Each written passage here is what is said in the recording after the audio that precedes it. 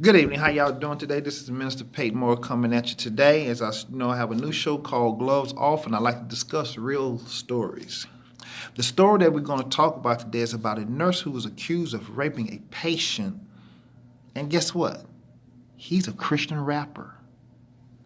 I have a message to go out to pastors and leaders. If you can discern these spirits, and you want people to give money and sow seeds and do this and do that, and you can tell when somebody have a problem in their marriage or whatever, you can also discern these evil spirits that sit in your congregation. That's what you need to be asking God for.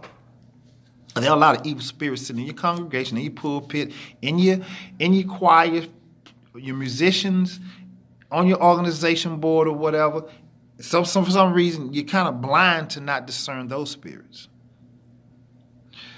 This man here, and we're going to get right into the story. May God bless his soul, but the soul that I want blessed the most is the person that he did this to. He raped this young lady, and he fathered a child from this young lady who was mentally and physically couldn't, think or do things on her own. She had a deficiency, a handicap that was very severe. Okay, here's the story. In the interviewing documents, according to what the writer from the Washington Post, his name is Cleve R. Woodson Jr. This is what the interview was about. In the interview and government documents, Nathan Sutherland painted an inspirational image of himself as an abandoned child who grew up with an empty belly in a Haitian orphanage. Okay, so evidently his mom and dad separated. He got put in an orphanage along with his sister. He was a doting dad who wanted to help those who always had been dealt a bad hand. Great idea. You're doing good. But the story gets bad. His Christian music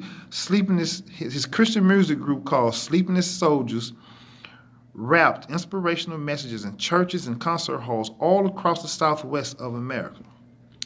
He sought out to start a transitional home for orphans and homeless youth. When those dreams fizzled out, he decided to become a caretaker, and he became a nurse, a certified nurse. The image at its odds with the man Phoenix police and prosecutors have presented to the world the Hasidia healthcare nurse who sexually assaulted a person who was disabled, I use that word, disabled, mentally and physically. He fathered a child from this girl at the age of 29. A child was born. He raped this woman. He had been doing this. This young lady had been in this facility since she was 3 years old. She's 29 now. Check this out. The police arrested Sutherland on Tuesday and announced a day later the biggest development in the story. The city healthcare case since a female patient no one knew was pregnant gave birth on December 29th. No one knew that this girl was pregnant. I find that very impossible, because don't you have to take urine test? Don't you have to take blood? Don't y'all clean this young lady up? Don't y'all, check her and see if anything is going wrong? Don't you change sheets? Don't you, I'm quite sure he probably was working the 11-7 shift when there was at least people. I'm quite sure. But the other nurses that were taking care of other doctors and people, they didn't notice anything? I'm going to tell you why they didn't notice anything. Southern, a licensed practice nurse, was at least partially responsible for the care of the victim, so he was her patient partially of the part of the time. Who is 29 and has been a patient at Hasidia since her near drowning at the age of 3. She's been there since she was 3. Now she's 29. Others who worked for Hasidia included the CEO, the doctors who treated an unnamed patient, who was this young lady, have resigned and been suspended as criminal investigations intensified. Don't you find it very strange, people resigning when things go wrong? Don't you find it very strange?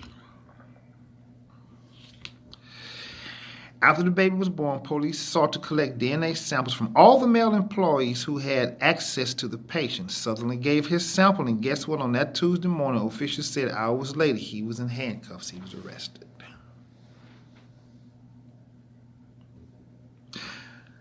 Before going to work at Acidia, Sutherland led a pretty decent life. He and his sister formed a group called the Sleepless Soldiers, a Christian rap group. According to his biography, they were inspired by the scripture in the 6th chapter of Ephesians, which speaks of wearing spiritual armor to protect yourselves against the faith-breaking difficulties of life. This is what him and his sister was doing. I find that very, there are a lot of people in church, they got a veil over their face and they try to hide themselves real good. And a lot of times as pastors and leaders, we're not reaching out to them. We're not even looking that way. You got to stop looking at the offering plate and start looking at people. Stop looking at how many people come in the door. And if you do watch the door, you need to see how many people need help that's coming through that door. Because a lot of people need help. You're supposed to be a leader. You need help, they need help, and people are supposed to be helping each other. Now, this is what he said. His parents actually split up in Haiti, and he remember, my mom couldn't take care of us, and Sutherland told the interviewers, that's what he told the interviewers in 2011. She brought them to an orphanage, and like he was saying, 1 meal a day was a blessing, if a cup of rice or even something. Even though it's an orphanage, you're blessed if you have 1 cup or a bowl of rice a day, okay? He directed inspirational words to the youth, especially ones that dealt with adult-sized difficulties. His music group Twitter profile quoted Martin Luther King. Sutherland told the people that his difficult childhood wasn't justification for walking of the wrong path, and the teenagers should not make excuses either. Jesus gave you your own mind. He told the interviewers.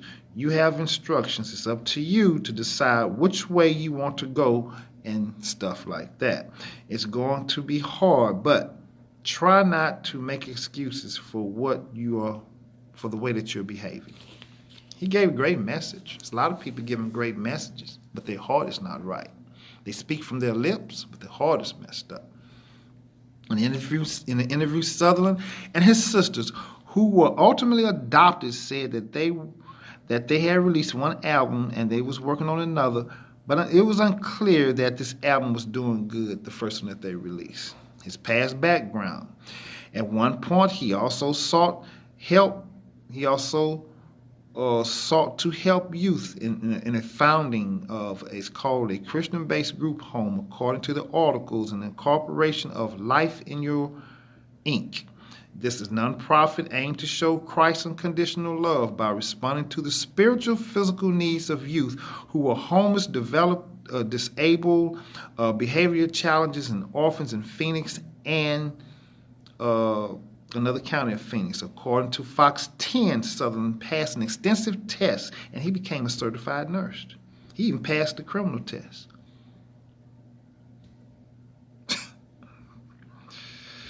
According to Associated Press, she said that she lived near Sutherland, a lady that lived near him.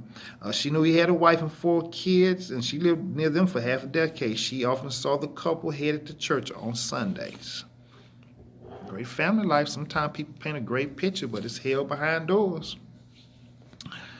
And she said, I can't believe he told me he was a nurse and he liked his job. She couldn't believe what this man had done. He raped this disabled person.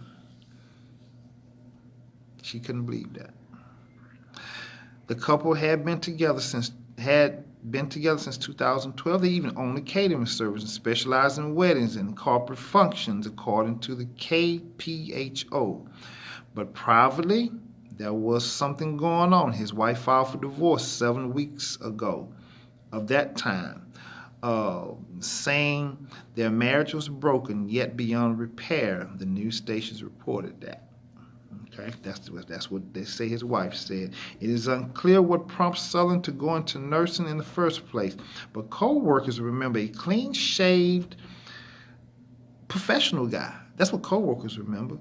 A person at Acidia gave KPHO Sutherland the most recent planning worksheet, a document outlining his ambitious goals while at the facility. He wanted to attend more classes. He wanted to get more certification. He wanted to continue to be a leader. Overall, that didn't work out. So, this man, first of all, a man, a so-called Christian rapper, faking to be a man of God, who destroyed many people's lives. He destroyed, first of all, the relationship between him and God. He destroyed the relationship between him and his wife and his 4 children. And he really destroyed the life of this young 29-year-old lady who gave birth to a child, which he had been raping in the nursing home. To me, this is bigger than any R. Kelly story and all this other stuff you're hearing. R. Kelly been doing that for over 30 years, and people been knowing that. This right here is happening right in your backyard. If you live in Phoenix, if you live in Houston, if you live in Arizona, California, or whatever state or city you live in, a county, these kind of things are happening right in your backyard, and you're ignoring it. And I'm going to say this again, pastors, leaders, if you can sit here and prophesy that God told you this, God told you that, you can prophesy things like this as well. You can call out the enemy sitting right in your congregation and in your pulpit. I'm just being real. I'm just being straightforward. I want y'all to have a nice day, and please pray sincerely. Please pray for people, because there are some hurting people here that are sitting right in your church. They're hurting. They may be smiling, but when you look deep into their eyes and you start feeling that connection in the heart, there's some hurting people there. Men, women, and children of all ages, of all races, from all backgrounds, no matter if you're rich, middle class, or poor, there's some hurting people. And they need God. This is why the suicide rate is up. This is why the drug abuse and pornography and all this addiction is up. Because there's some hurting people that's lost, and they need help. Reach out to someone in your family. Reach out to a friend. Reach out to somebody that you don't even know.